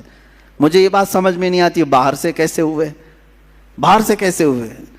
اس وقت جو وہ ہندوستان تھا اس میں افغانستان بھی شامل تھا, پاکستان الگ نہیں تھا, بنگلہ دیش الگ نہیں تھا, نیپال الگ نہیں تھا, افغانستان کا بھی اکثر حصہ اس وقت ہندوستان میں شامل تھا. ہند اتنا بڑا تھا, اور یہ جتنے بادشاہ حکومت کیے ان میں سے اکثر کا تعلق اسی افغان سے ہے. یہ باہر سے کہاں سے آئے؟ اس وقت جو اکھنڈ بھارت تھا اسی کے تھے. بہرحال اب پٹی پڑھانے کے لیے, لوگوں کے لیے بیوقوف بنانے کے لیے ان کے پاس بہت سارے طریقے ہیں. میں گفتگو سے ہٹتا نہیں, میں آپ سے یہ کہہ رہا ہوں محمد بن قاسم لوٹ مار کرنے نہیں آئے, وہ انصاف کا ترازو قائم کرنے کے لیے آئے. آ کر کے راجا سے کہا کہ جن عورتوں کو تم نے گرفتار کیا انہیں چھوڑ دو. اس نے کہا تم ہوتے کون ہو, کیسے میں چھوڑ دوں؟ یہ تمام باتیں غرور اور نخوت کی تھی, تکبر اور گھمنڈی کی تھی. پھر اس جوان نے کہا تو چلو ٹھیک ہے, پھر دو بدو ہو جاتے ہیں, مقابلہ کرتے ہیں, جو فتح پالے اس کے حق میں یہ زمین بھی, یہ حکومت بھی اور یہ عورتیں بھی. اس نے منظور کر لیا. اسے یہ معلوم نہیں تھا پہلی مرتبہ وہ جوان شیر سے اس کا مقابلہ ہو رہا تھا. 3 دن سے زیادہ لڑائی چل نہیں سکی, سارے فوجی مارے گئے اور وہ راجہ گرفتار ہوا محمد بن قاسم کے ہاتھ میں. میں یہ پوچھنا چاہتا ہوں میرے عزیزو, 18 سال کی جوانی میں وہ طاقت کہاں سے آئی تھی؟ وہ طاقت کہاں سے آئی تھی جو عرب کی سرزمین سے سنگلاخ سفر طے کر کے آیا, پہاڑوں کا سفر, دریاؤں کا سفر اور پتھریلے راستوں کا سفر طے کر کے آیا, اور پھر ان عورتوں کو آزاد کرایا اور لوگوں سے کہا جس کا دل چاہے وہ اسلام قبول کرے, جس کا دل چاہے وہ اپنے مذہب پر رہے. یہ بات میں نہیں کہہ رہا, الہ آباد یونیورسٹی کے ایک بڑے پنڈت ہیں جنہوں نے کتاب لکھی ہے محمد بن قاسم کی سیرت پر, وہ پنڈت خود کہتے ہیں, اس پنڈت نے لکھا ہے کہ میں نے محمد بن قاسم سے زیادہ عدل اور انصاف کرنے والا کسی کو نہیں دیکھا. میرے عزیزو, یہی تو اسلام کی خصوصیت ہے کہ یہ جہاں گئے رسول پاک کے اخلاق و کردار لے کر کے گئے ہیں, یہ جہاں جہاں گئے امن کا پیغام لے کر کے گئے ہیں. محمد بن قاسم کے بعد ایک شہزادہ اور بھی نظر آتا ہے جس کی عمر اور بھی جوان تھی, وہ طارق بن زیاد ہے. وہ عرب کی سرزمین سے نکلا اور کہاں گیا؟ اللہ اللہ, اسلام تیرے چاہنے والوں میں کتنے جوہر ہیں, کتنے گوہر ہیں, کتنے چھپے ہوئے لال و موتی ہیں, ایک ایک کے تذکرے سے دل باغ باغ ہوتا ہے. محمد بن قاسم کو بھی دیکھا آپ نے. طارق بن زیاد کون ہے؟ طارق بن زیاد ایک جوان شہزادہ ہے, ایک سپاہی ہے, اور جوانی ایسی, قوت اور جوش و جذبہ ایسا کہ سب سے پہلے بیڑا اٹھاتا ہے اور کہتا ہے میرے محمد عربی صلی اللہ علیہ وسلم کا پیغام میں یورپ کی سرزمین پر لے جانا چاہتا ہوں. یورپ کی سرزمین عیسائیوں سے بھری ہوئی, مسیحیوں سے بھری ہوئی, صلیبیوں سے بھری ہوئی, اور بہت سخت قسم کے عیسائی تھے. اس وقت جانے کے لیے عرب اور یورپ کے بیچ میں ایک سمندر تھا, میڈیٹرین سی آج بھی اس کو کہتے ہیں. آج بھی ہم نے دیکھا ہے بحر متوسط ایک سمندر حائل ہے. اس سمندر کا سفر طے کر کے ان مجاہدین کو جانا تھا. طارق بن زیاد اپنے جوان لشکریوں کو لے کر سمندر کا سفر طے کرتے ہیں. سب سے پہلے کہاں اترے؟ اسپین میں اترے, جس کو اندلس کہا جاتا ہے. طارق بن زیاد وہاں اترنے کے بعد ساری جگہ کا معائنہ کیا. نئی زمین ہے, نیا علاقہ ہے, نئے لوگ ہیں. عرب کہاں, یورپ کہاں, دونوں کی تہذیب الگ, دونوں کی زبانیں الگ, دونوں کا کلچر الگ. نئی زمین پر آئے. اب ایک بار پھر مڑ کر کے اپنے لشکریوں کی طرف دیکھا. جوان تھے, بھری جوانی تھی سپاہیوں کے اندر, اور کشتیاں بھر بھر کر کے آئے تھے. سب کو بلا کر کے کہا طارق بن زیاد ایک تمہارے درمیان پیغام دینا چاہتا ہے, آج کی شام تک جسے واپس عرب لوٹنا ہے وہ لوٹ جائے, اور جسے رہنا ہے وہ یہی رہ جائے. کوئی ہے جو لوٹنا چاہتا ہے؟ شام تک کا وقت ہے. شام ہو گئی, ایک بھی سپاہی واپس جانے کی بات نہیں کیا. جب کوئی نہیں اٹھا طارق بن زیاد کھڑے ہوتے ہیں. جو لکڑیوں کی کشتیاں آئی تھی کنارے, سب پر گھی اور تیل ڈال کر کے آگ لگا دیا. لکڑیوں کی تھی, جلنے لگ گئی. مجاہدین نے پوچھا یہ ہماری سواریاں ہیں, انہیں کیوں جلایا جا رہا ہے؟ طارق بن زیاد نے کہا تاکہ کسی کے اندر بھاگنے کی جرت بھی نہ ہو, خیال بھی نہ ہو. ہم رسول اللہ کے وہ دیوانے ہیں جہاں جائیں گے یا تو جھنڈا گاڑیں گے یا اپنی قبر میں دفن ہوں گے. ہم جہاں جائیں گے یا تو ہماری قبر بنے گی یا تو ہمارا پرچم لہرائے گا. طارق بن زیاد کا یہ جوش, یہی جوش تھا, یہی ولولہ تھا. ان مجاہدین نے پہلا قدم رکھا اور اللہ نے بھی انہیں فتح مبین عطا فرمایا. یورپ کی سرزمین سمٹتی چلی آئی. ان تابعین اور کچھ صحابہ کے قدموں میں یہ یورپ کی سرزمین ایسے آتی گئی, ایسے آتی گئی کہ ایک وقت ایسا آیا کہ اس اسپین پر اسلامی حکومت کا راج تھا. 750 سال تک اسلامی حکومت کا پرچم بلند ہوا. یہیں سے پورے یورپ میں اسلام پھیلایا گیا. آج بھی یورپ کے جن علاقوں میں اسلام پھیلا ہے وہ اسی یورپ کے اس ملک کے ذریعے سے پھیلا. طارق بن زیاد کی قبر پر اللہ لاکھوں رحمتیں نازل فرمائے. ان کی قبر پر مولا ابر رحمت نازل کرے کہ جس ایک جوان کے جذبے نے پورے بر اعظم ایک کانٹیننٹل کو اسلام کے دامن میں داخل کیا ہے. عزیزان گرامی, اسلام تیرے چاہنے والوں میں کتنے گوہر, کتنے لال و موتی چھپے ہوئے ہیں. ہم تاریخ میں آگے بڑھ کر کے آتے ہیں تو پھر ایک مجاہد کا نام آتا ہے جسے صلاح الدین کہا جاتا ہے. صلاح الدین ایوبی کون ہے؟ ایک وہ مجاہد ہے, سپاہی تھا اور نور الدین زنگی کی تربیت میں رہنے والا, کشا چلتا تھا. بسا اوقات ایسا تھا کہ خاندان الگ تھا, بڑے لوگوں کا, پیسے والوں کا خاندان تھا, لیکن اللہ جس کا دل بدل لے اور جس کو کام پر لگائے تو پھر دنیا کے تماشوں سے اس کا جی اٹھ جاتا ہے. وہ نکلا. یہ وہ زمانہ تھا جب عیسائیوں نے بیت المقدس پر قبضہ کر لیا تھا, مسلمانوں پر پابندی لگائی تھی, قتل عام کیا تھا, فلسطین کو خون سے نہلا دیا تھا. اس وقت یہ خبریں پھیلتی تھی. بغداد میں کسی اور کی خلافت تھی, مصر میں کسی اور کی تھی, شام میں, یمن میں, عراق میں الگ الگ خلفاء موجود تھے, لیکن بس یہی کہ سو رہے تھے یا اپنے حرم خانوں میں عورتوں کو رکھے ہوئے. بہت سارے الگ الگ اسلامی خلفاء میں بھی بعض عیاشیاں آئیں.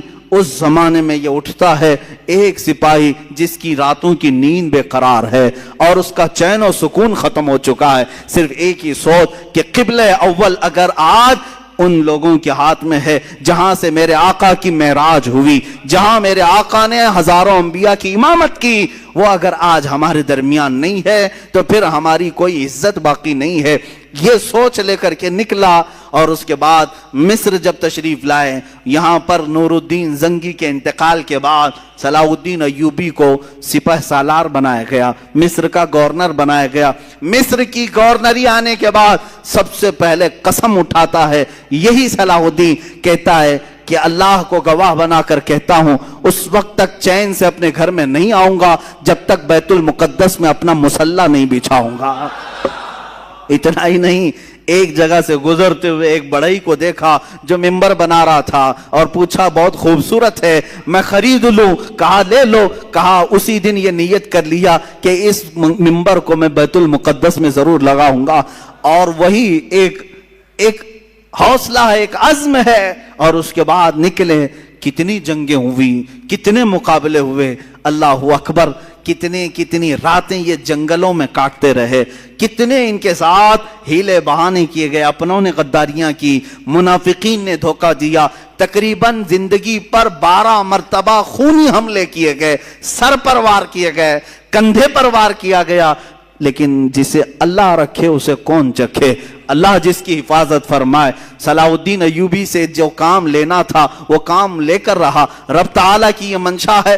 اس کے بعد ایک وقت وہ بھی آیا کہ صلاح الدین ایوبی کی تاریخ میں حیرت کی بات میں اگر آپ کو بتا دوں, ایک وقت ایسا بھی آیا کہ صلاح الدین کے پاس 12,000 کا لشکر تھا, سب سے بڑا لشکر ہے, 12,000 کا لشکر تھا. عیسائی کھار کھائے ہوئے تھے, ہر جنگ میں ہارتے تھے, شکست کھاتے تھے. تو کیا کیا؟ صلیبیوں کے بڑے بڑے بادشاہوں نے اپنی فوجیں جمع کرنا شروع کی، اتنی فوجیں جمع کی کہ 4 لاکھ کو پہنچ گئی، اور وہ 4 لاکھ کی فوج جب مقابلے کے لیے نکل کر کے آئی، ملک شام کا علاقہ تھا، صلاح الدین سے کہا گیا اب یہ معرکہ خون ریز ہے، کیسے 4 لاکھ آ رہے ہیں، تمہارے پاس کیا ہے؟ 12,000۔ سب کو جمع کیا میدان میں، پوچھا صلاح الدین ایوبی نے کہ سنا ہے صلیبیوں نے، عیسائیوں نے 4 لاکھ کا مجمع جمع کر لیا ہے، یہ خونی جنگ ہو سکتی ہے، ہم 12,000 کی تعداد میں ہیں، چاروں جگہ سے اگر وہ حملہ آور ہو جائیں تو پھر ہم مٹھی بھر ہوتے ہیں، تمہارا کیا خیال ہے، ہم یہ چھوڑ کر چلے جائیں یا پھر میدان میں رہیں؟ فوجیوں نے جواب کیا دیا؟ وہ کہتے ہیں کہ ہم کسی ایرے غیرے کے سپاہی نہیں، ہم صلاح الدین کے سپاہی ہیں، اللہ کے شیروں کو آتی نہیں روباہی، آئینے جواں مردہ حق گوئی وہ بے باکی۔ اقبال نے سچ کہا تھا، اللہ کے شیر کبھی لومڑی بننا پسند نہیں کرتے، میدان جنگ میں اڑ جاتے ہیں۔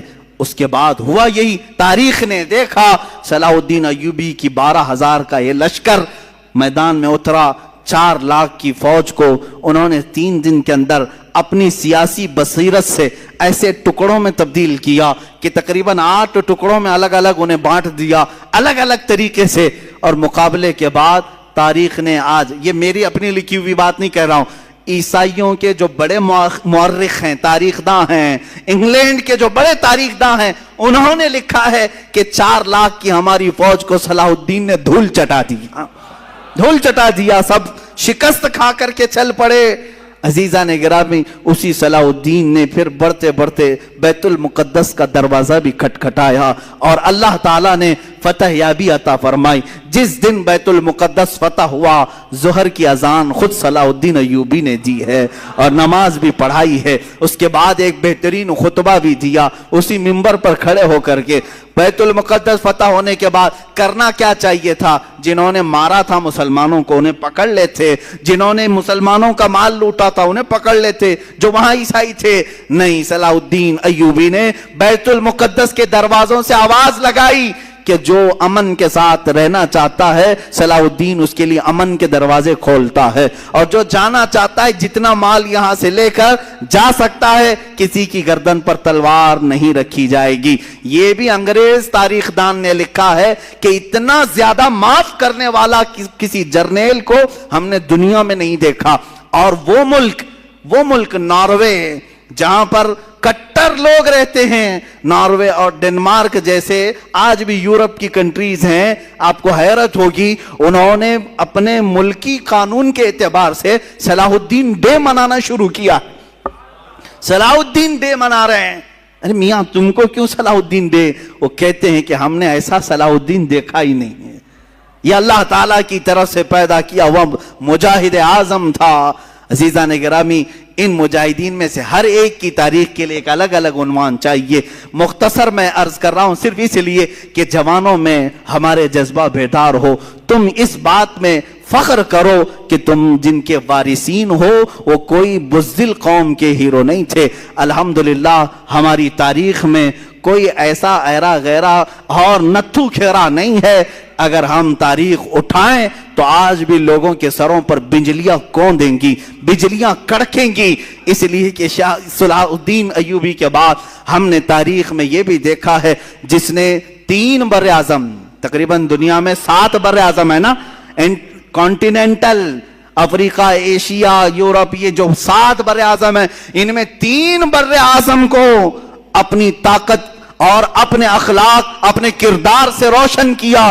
اس ارطغرل غازی کو بھی ہم نے تاریخ میں دیکھا ہے، سلطان ارطغرل غازی رحمہ اللہ، ان کے جانشین سلطان عثمان غازی رحمہ اللہ، ان کی اولاد میں سلطان محمد فاتح رحمہ اللہ، ان کی اولاد میں سلطان عبدالحمید ثانی کو بھی ہم نے دیکھا ہے۔ ان کی مثالیں تم نہیں لا سکو گے۔ 3 بر اعظموں پر انہوں نے اسلامی عدل و مساوات کا درس قائم کیا ہے، اور ایسے نہیں ہیں کہ وائٹ ہاؤس میں بیٹھ کر کے سازشیں رچ رہے ہوں، بلکہ میرے عزیزو اللہ نے ان کو 3 بر اعظموں کی حکومتیں دی تھی، اس کے باوجود بھی رات کے وقت تنہائی میں جبہ پہن کر کے کسی روٹی بیچنے والے کی دکان میں کھڑے ہو جاتے اور 2 روٹیاں خرید کر لا کر اپنے گھر میں کھایا کرتے تھے. یہ بادشاہان اسلام بھی تھے, مجاہدین اسلام بھی تھے. اس فاتح قسطنطنیہ جس کی بشارت میرے آقا نے حدیث پاک میں دی ہے کہ قسطنطنیہ فتح کرنے والا وہ پہلا لشکر بغیر حساب و کتاب کے جنت میں جائے گا, وہ کون تھا؟ وہ سلطان محمد فاتح ہے جو ارطغرل غازی کی اولاد میں سے تھے. انہوں نے قسطنطنیہ کو فتح کیا. قسطنطنیہ اسی استنبول کو کہتے ہیں جہاں تاریخی ان کی بہت ساری چیزیں موجود تھی, کئی 100 سالوں سے موجود تھی. وہاں سے انہوں نے فتح کیا. ابھی آپ نے سنا ہوگا 1 سال پہلے مسجد آیا صوفیہ کا ایک بڑا مسئلہ چلا تھا. بہت لوگوں کے پیٹ میں درد ہو رہا تھا کہ رجب طیب اردگان نے اس کو مسجد میں تبدیل کر دیا, وہ میوزیم تھی. یہ تاریخ چھپا رہے ہیں, کوئی میوزیم نہیں تھی. یہ سلطان محمد فاتح کی فتح کی ہوئی مسجد تھی. انہوں نے خریدا تھا. چرچ تھی, سیدھے صاف کیوں نہیں بولتے؟ میوزیم تھی. میوزیم نہیں ہے, چرچ تھی. اور جب فتح یابی سلطان محمد فاتح کو ہوئی, سارے لوگوں نے دست بستہ کھڑے ہو کر کے وہ سب سپرد کیا تھا, چابیاں دی تھی. اس کی تحریر موجود ہے, دستاویزات موجود ہے. یہ تو ظالم خبیث عیاش مصطفیٰ کمال بادشاہ جو یہودیوں کی اولاد میں سے تھا, یہ سلطنت عثمانیہ کے ختم ہونے کے بعد جو یہودیوں کی طرف سے نافذ کیا ہوا کمال بادشاہ تھا, اس نے اس مسجد کو میوزیم میں تبدیل کر دیا تھا سن 1935 سے لے کر اب تک. ہاں یہ اور بات ہے کہ چاہے تم اپنے طاقت اور نشے میں کسی مسجد کو بدل بھی دو, انشاءاللہ رب تعالی وقت آئے گا پھر کسی نائب صلاح الدین کو ضرور پیدا کرے گا. ہاں اگر آج ترکی میں کوئی جوان شیر پیدا ہے, اس نے اگر مسجد میں تبدیل کیا ہے تو اللہ تعالیٰ کی طرف سے دیا ہوا اس کو یہ انعام ہے, اور ہم بھی انتظار کریں گے انشاءاللہ العزیز. جن مسجدوں کو تم نے آج ہڑپ لیا ہے اور یہاں غیر قانونی طریقے سے عمارتیں بنا کر کے اپنے بھگوا جھنڈے لہرانے کی کوششیں کرتے ہو, 100 سال گزر جائیں, 200 سال گزر جائیں, ہم نا امید نہیں ہیں. ایک دن وہ آئے گا جب وہاں کی دیواروں سے بھی صدائے اللہ اکبر گونجے گی.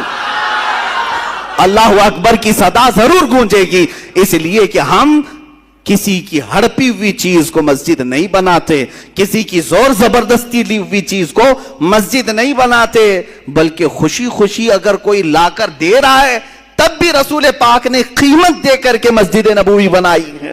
یہ تاریخ اسلام ہے. بہرحال مجاہدین کا کردار تھا. بات ہماری رخ پلٹ نہ جائے, مجاہدین ابھی ہماری فہرست میں ختم ہی نہیں ہوئے. ہم نے صلاح الدین کو یاد کیا ہے, ہم نے سلطان ارطغرل غازی کو, عثمان غازی کو, عبد الحمید ثانی کو یاد کیا.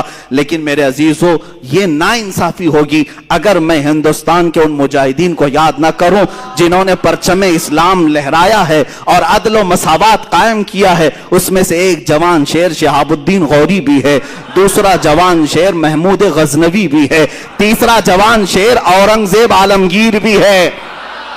یہ تینوں جملے جو میں نے کہا یہ پیٹ میں سیدھے گڑتے ہیں, آنکھوں میں سیدھے چبھتے ہیں, اس لیے کہ یہ نام جلدی کوئی سننا نہیں چاہتا. ان ظالموں کو پتہ نہیں ہے کہ یہ ظلم کے ساتھ آئے ہوئے لوگ نہیں تھے.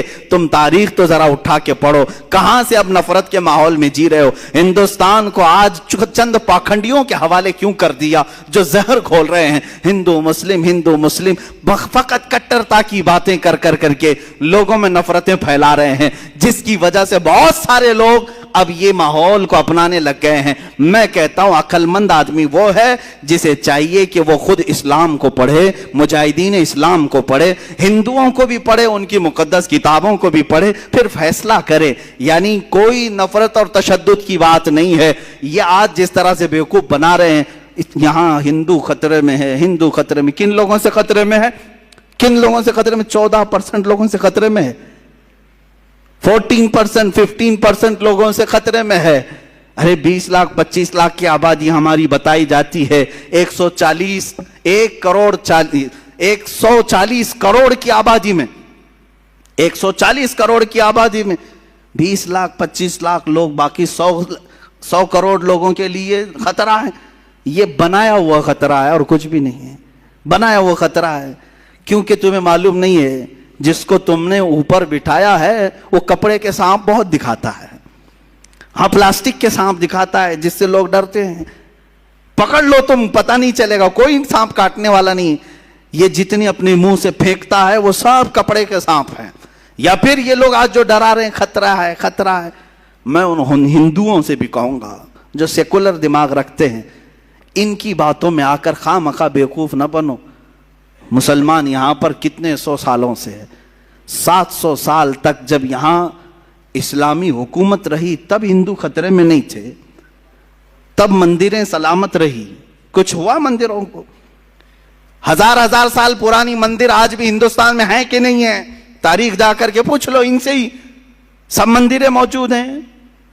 جب خطرہ نہیں ہوا 700 سال حکومت میں رہنے کے بعد، اب چلو آزادی کے بعد 70 سال اور بھی گزر گئے، اس وقت بھی خطرہ نہیں تھا. یہ 2014 سے خطرہ بہت بڑھ گیا. کیوں؟ بیوقوف بنا رہے ہیں. ان لوگوں سے خطرہ بڑھ گیا. ارے وہ بھی کن لوگوں سے خطرہ بڑھا؟ جن کا تم نے مال بھی ختم کیا، ان کی کوئی معاشی حالت صحیح نہیں ہے، ان کی ایجوکیشن میں کوئی نمائندگی نہیں ہے. یہ ہماری جماعت جس کا رونا ہم خود رو رہے ہیں. یہاں تو ہمارے صحیح سے آدھار کارڈ نہیں بنے ہوئے ہیں، صحیح سے لوگوں کے پاس کھانے پینے کی چیزیں نہیں ہے. اس قوم کو لے کر اتنی بڑی قوم کو ڈرا رہے ہیں لوگ، اور وہ ڈر بھی رہے ہیں، خوف کھا بھی رہے ہیں. میں یہ صاف کہوں گا ان لوگوں کو چاہیے کہ بیوقوف نہ بنے. یہ ڈرا کر کے اپنی سیاست کرنا چاہتے ہیں، روٹی سیکنا چاہتے ہیں. اور اگر تم ڈرتے ہو اور خوف کھاتے ہو تو پھر یہ تمہاری مرضی، کیونکہ ہم مسلمان ہیں. الحمدللہ ہم مسلمان تھے، ہیں اور رہیں گے. اورنگزیب رحمت اللہ تعالی علیہ، شہاب الدین غوری، محمود غزنوی، یہ ان مجاہدین کے نام ہیں جنہوں نے تقوی اور پرہیزگاری کے ساتھ عدل کو قائم کیا، اسلام کے نظام کو بھی قائم کیا. اخیر میں چلتے چلتے ہم اس مجاہد آزادی کو بھی سلام پیش کر لیں جو ہمارے علاقے سے آتا ہے، شہید ٹیپو سلطان رحمت اللہ تعالی علیہ. اس لیے کہ محرم میں ان کی کیوں نہ یاد کریں، کیونکہ یہ محرم شہیدوں کا مہینہ ہے. حسین اعظم کو جس طرح ہم اپنی قبر میں زندہ مانتے ہیں، اسی طرح میسور کے اس شیر کو اپنی قبر میں ہم زندہ مانتے ہیں. اور کیوں نہ زندہ مانے، وہ سب سے پہلا توپ مین ہے، وہ سب سے پہلا میزائل مین ہے، سب سے پہلے ہندوستان کو طاقت دینے والا، انگریزوں کے خلاف لڑنے والا ہے. تمہارے بھونکنے سے کچھ نہیں ہوگا. وہ کل بھی سلطان تھا، آج بھی سلطان ہے، اور اللہ نے اسے سلطان نام سے بنایا تھا. وہ صبح قیامت تک انشاءاللہ سلطان ہی رہے گا. اللہ تعالیٰ ان کے اقبال بلند فرمائے، ان کے جانشین ہماری قوم میں پیدا فرمائے. مولا ہم سب کو مجاہدین کی وراثت عطا فرمائے. ہمارے دلوں کو مولا کردار غازیان اسلام عطا فرمائے. مولا ہم سب کو بزدلی سے بچائے، بزدلوں کی صحبت سے بچائے. صحابہ تابعین اولیاء کاملین کے نقوش پاکی عمل کی اور اقتداء کی ہمیں توفیق عطا فرمائے. وآخر دعوانا الحمدللہ رب العالمین.